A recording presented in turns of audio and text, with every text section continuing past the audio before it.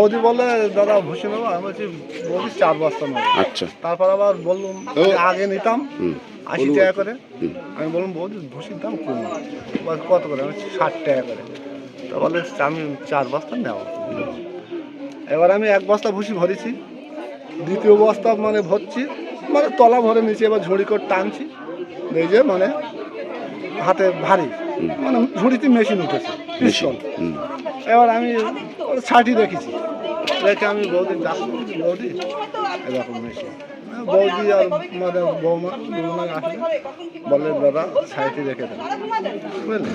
আমি আরও 2 বস্তা ভরে রাখলাম। এটাই খবর দিল। এটা কার বাড়ি? এটা দিলীপ দাস। এই বাড়িতে তো জন্মদিন ছিল? না না না না, ও শালার ওই যেখানে খুন হয়েছিল তার থেকে 2-4টে বাড়ি পরেই।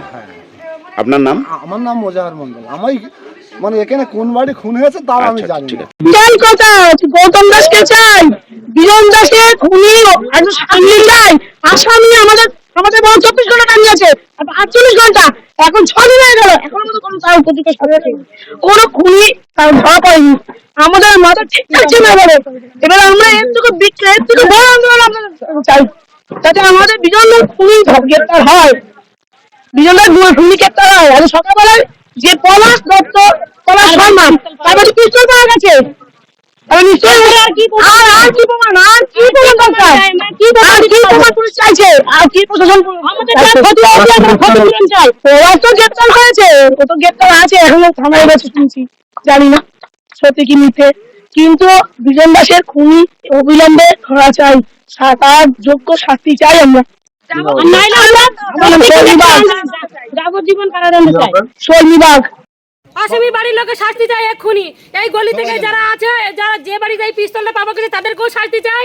প্লাস আমাদের যে গৌতম দাসের বাড়িতে ওই বাড়িটা আমরা এখন ভাঙচুর করতে চাই। আমরা এইসব দেখতে চাই না, আর এত ভালো মানুষই আমরা দেখাতে পারছি না।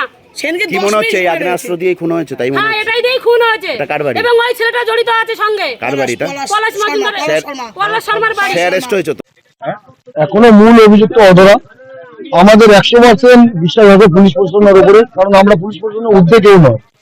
আমরা প্রশাসনকে সাথে নিয়ে শান্তি মিছিল, মৌন মিছিল বা শোকসভা, বিভিন্ন শোকসভা বিজন দাসের স্মৃতির উদ্দেশ্যে করছি।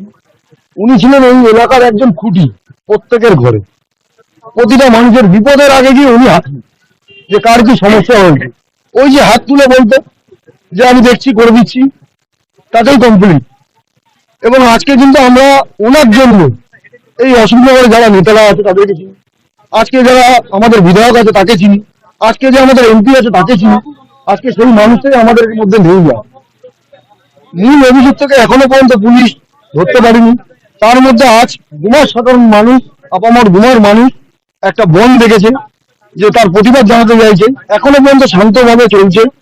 তো আজ সকালবেলা হঠাৎই ওই পলাশ শর্মা বাড়ি থেকে ভুসি নিতে এসে, কাঠের কারখানায় ভুসি তুলতে আসে যে মানুষ, সে একটি পিস্তল পায়, শোনা যায়, সেটাই খবর হয়। এলাকার মানুষ, উত্তেজিত মানুষ, সবারই মনের মধ্যে ক্ষোভ রয়েছে এখনো, সেই কারণে প্রতিটা মানুষ এসে হাজির হয়েছে।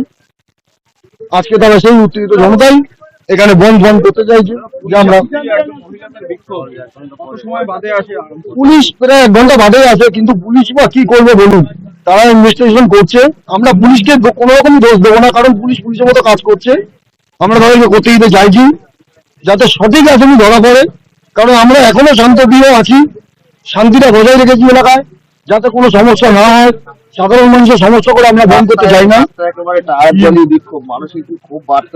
মানুষের ক্ষোভ আস্তে আস্তে বাড়তে শুরু করেছে, কারণ আজকে শুক্রবার, আজকে 5 দিন হয়ে গেল।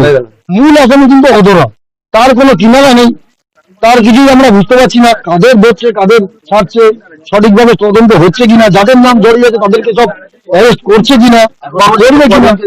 এখন পর্যন্ত গ্রেপ্তার সন্দেহভাজন 2 জন এই ঘটনায়, যতদূর আমি জানি সংবাদ মাধ্যমের মাধ্যমে। ঠিক আছে,